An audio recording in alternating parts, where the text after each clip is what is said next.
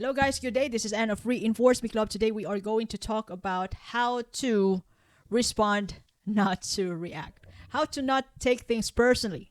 This is such a valuable skills because it enhances our emotional well-being and interpersonal relationships. Now, the reason why we must not take things personally, basically because often people's reactions and words are more often reflective of their own experiences, beliefs, issues, insecurities, other than of us personally. So have you noticed it that every person have different opinion on a thing? So another example. Just try to you can even try this. Try reaching out to a friend or a family member. Share them your biggest dream in life. Have you noticed that some of them will tell you that that is not practical? Some of them would encourage you. Those people who tells you that that isn't practical, they're actually looking at their own point of view, not yours. That is your dream. It is possible for you, but for them, it isn't important for them because that is not their dream. That is not their business. They could have different priorities other than the dream that you shared. They're not into that. Sometimes you get offended because you definitely don't share the same values. So people say things based on their outlooks, based on their past experiences, based on their very own knowledge. And people are different. Now, taking things personally can lead to unnecessary emotional turmoil and stress, impacting our mental health negatively. So, if you take things personally, you're gonna get stressed most of the time if you are not self aware about it. You're gonna get offended because we people are different. We got different brains, and although we are different, we must get along to work together, to work on our job, to improve a community, to improve a family, to improve the entire country. We have to work together. And given that you are going to encounter and interact with different people, if you take things personally, you're going to get stress. Now, if we don't take things personally, we can communicate more effectively and reduce misunderstandings and conflict. Simply because we understand that people are different. That we came from different families, different countries, different places, different experiences.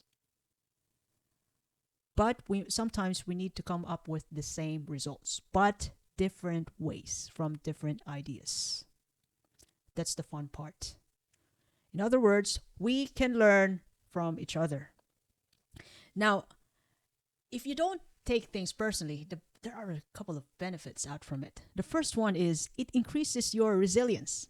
You become less susceptible to negative effects of others' words and actions, maintaining your emotional balance. So, whatever, whatever people's reaction, whatever they say, you keep your eye on the prize. Still continue working on yourself, on your dreams, on your project so that it can be done. It will be done eventually. And people could talk you out of it. But once again, resilience, that doesn't matter. The project, the goal is the aim, is the target. And once it is a target, it has to be done. Now, another thing, if you don't take things personally, it even improves your relationships. When you are not defensive, you can foster a more open, trusting, and supportive relationship. You're even open to ideas.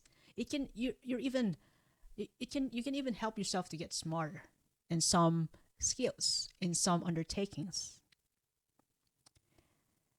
Now, once again, when you don't take things personally, it can give you an opportunity for a greater focus on growth in a way that you can objectively evaluate feedback and use those negative feedbacks on your advantage. So Like, for example, when I'm talking here and somebody tells me that your voice is not good. So I will take it. I will take that comment as, a way for me, an opportunity for me to improve. Maybe I can, make some alterations with the voice equalizer. I could buy another equipment for that. But, you know, in that way, I'd be happy to take those comments as a way for me to improve.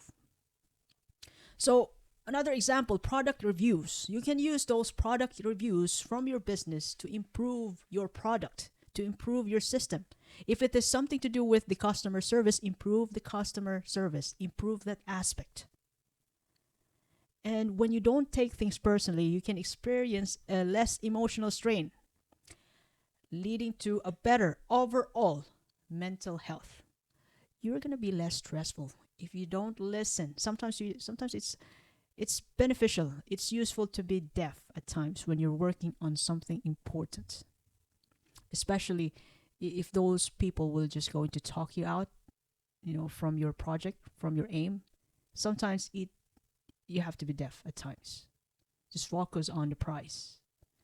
And when you don't take things personally, it enhances your self-esteem. It maintains your self-worth as you don't constantly seek validation from others. Because not all the people would even want the best for you. Some people would be happy to see you fail. So get your act together. Think that you're priceless and you are always going for gold. Don't listen to them at times. Sometimes you can listen to them, but use it. Use those feedbacks, useful feedbacks to your advantage. I'm telling you. Now, how to not take things personally. Number one is understand the source. Recognize that people's comments or actions often stem from their own issues, insecurities, or perspectives, or from their knowledge. Sometimes when you're asking an answer from people who are less knowledgeable about the situation, about the project, you can, what kind of quality, what's the quality of the answer that you're getting? So sometimes it's way better to really ask opinion or advice from people who have more experience than you. And when people talk negatively all the time, or it could be a time of the day, it actually on them. It's not about you, it's about them. And we're also doing this. We're not perfect creatures. And it's an opportunity for us to really be self-aware about this. And number two, the second way to not take things personally is to develop empathy.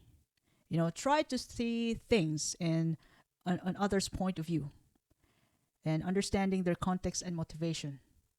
So sometimes when you suggest an idea which you consider important and the other party would reject that and you get upset about it, when you have time and space, it's way better to really think about why you got rejected.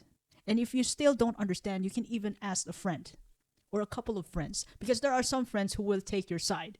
But when you ask another friend, this different people can give you different perspectives, which can help you understand why you got rejected, why those things happened, and how can you get better the next time around. Now, number three, build self-awareness. Understand your own triggers and why certain comments or actions affect you. This self-awareness can help you manage your reactions. So, self-awareness. Like, for example, to me, there are times that when my suggestions, when my ideas get rejected, or when somebody disagrees with me about my idea, I got triggered. I know this doesn't make sense to you, but to me, when I get triggered, I know that I got triggered because I can feel the tension in my head and I can feel my energy is rising. Like I want to fight. When I was younger, I used to be impulsive to the point that I hurt people. I got involved in some conflicts. But as I grow older, I've realized that I must choose the good side as much as possible. And I'm working on it. I'm not perfect, but I'm working on it. I'm trying to be good. So let's go back once to the, when I get triggered. So once I feel that the energy is rising, like I want to create a war, I do my best to really keep quiet, keep my silence, and never talk in a period of time. I even I even get some space so I can be myself and just talk to myself like, please don't do it, don't react, no, stop it, stop it, stop it. I even talk to the wall. So I will only respond to the other party, to the other person who triggered me when I feel like I'm already calm, or after 10 minutes or 15 minutes, whenever I'm ready, because I want to be respectful, to be nice, to really improve myself and not to hurt the relationship as much as possible. Because when you're angry, when you're upset, sometimes because of your emotion, you don't know what you're talking about. You don't know what you've said. You could hurt people. And I know everybody could relate to this. When you're emotional, you could hurt people. You don't know you don't know what you said. You're not in your head. So understand your triggers. Build self-awareness so you won't get involved in some conflicts, just like what I did before.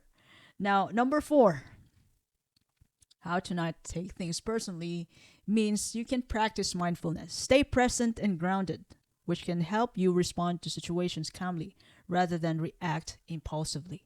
So like for example, when a person meditates, they just observe their thoughts in order to get the root of the problem. That sometimes the root of the problem could be themselves because of their childhood trauma, negative experiences in the past. It's not about the situation itself. And then once you really find out the root of the problem, and then you can effectively come up with a solution. And also mindfulness, meditation. So during meditation, you can have a chance to really observe your breathing, observe what's going on in your body, observe and feel the environment. That is a workout for your mind, to bring your mind to the present, not in the past, not in the future. So that is why it's important to be in a quiet place when you meditate. And this is also a workout for our mind, to bring our thinking to the present. Enjoy it, love it, cherish it. Cherish the now through meditation. Now, number 5, set boundaries. So this is important. Know your limits and communicate them clearly to others, protecting yourself from unnecessary hurt. So some people think that, it's all right for them to do this to you. But for yourself, those kind of doings are kind of offensive for you. So in setting boundaries, it's important to talk these actions, to really address the actions nicely, respectfully to the other person. That you tell them directly that you don't want to be treated this way. It's offensive for you. And if they don't agree with that, then it's time to really let go of the relationship, stay away. And if they do love and respect you, they will abide that and to your boundaries. They will agree. They wouldn't do that again. Now, number 6, reframe situations. So instead of assuming negative intent, consider more neutral or positive interpretations of others' actions or words. Like, for example, you've done your hair for the weekend. You color it the way you want. And then on Monday morning, by the time you arrive at work, somebody told you that your hair doesn't suit you, and that hurt you. So instead of assuming negative intent, that the person, you're thinking that the person really wanted to hurt you, instead of really thinking about that intention, just think about your effort, your your you know your self-worth, that you feel and think that you are beautiful. They didn't really even mean what they say. Which leads to number 7, seek clarification. Ask that person, why do you think that my hair doesn't suit me? I've worked hard for this the entire weekend. Why? And they're going to tell you why. And yes, you could agree to their reasons. And you can explain to them, why. You can explain to them that why you didn't meet their standards. Or you could even use their feedback the next time around and how you do your hair. Just seek clarification. Ensure, if you are unsure or hurt by someone's comment, ask them to explain what they meant. This can clear up misunderstandings. So instead of getting hurt, you can ask them, why do you think that my hair doesn't suit me? I work on this for the entire weekend. I love myself. I love my hair. So take their reasons as it is, or even take advantage to the reasons and be a better person. Be with a good hair. Of course, you gotta have the good hair, but understand once again that people are different. People could have different comments on one thing alone. People have different ideas on one situations, different perspectives. So seek clarification. Number 8, focus on self-validation. Develop a strong sense of self-worth that doesn't depend on others' opinions or validation. So you can also observe this from personal development gurus that they suggest you to tell yourself every morning that I am beautiful, I am enough, I am strong, I am smart. So this type of exercises can help you increase your self-worth. But in the most part, get hold of yourself. Like have a strong sense of self-worth that you are completely priceless and nobody in the world is going to be like you. You are one and only creator who can do you. All right? Focus on self-validation. And number 9, learn to let go. Letting go of other people's opinion doesn't harm you at all. Whether negative or positive feedback, whether you take advantage to it or not, there's no harm in letting go. But if you're into improving yourself, you can pick the right feedback and use it to improve yourself. There's no harm in letting go. There's no harm in forgiving and moving on. That's even less stressful. That's the best part. And lastly, number 10, positive self-talk. Encourage yourself with positive affirmation and remind yourself of your strengths and values.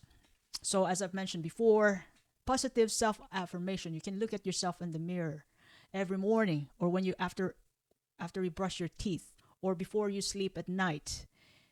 Tell yourself that I love you, I am beautiful, I am smart, I am rich, I am a millionaire. And then you can even hug yourself. That will absolutely make you feel good. Let me tell you, I'm doing that. Not all the time, but at times, every morning after I brush my teeth, I look at myself, and I'm telling myself, look, you look wonderful today. You're going to be rich. You know that? You're going to be a millionaire. It's just a matter of time. So I'm telling that to myself. That's just an example. So you can also do that.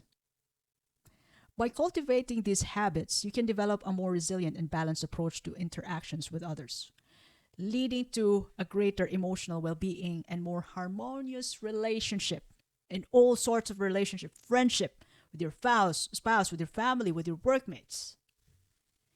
You can even contribute to peace on earth. Anyway, if you love this message today, you can follow me. You can share it to your family and friends. You can follow me in YouTube, Facebook, Spotify, Apple Podcast, Amazon Podcast. This is Anne of Reinforce Me Club. I do appreciate your time and have a lovely day ahead. Thank you.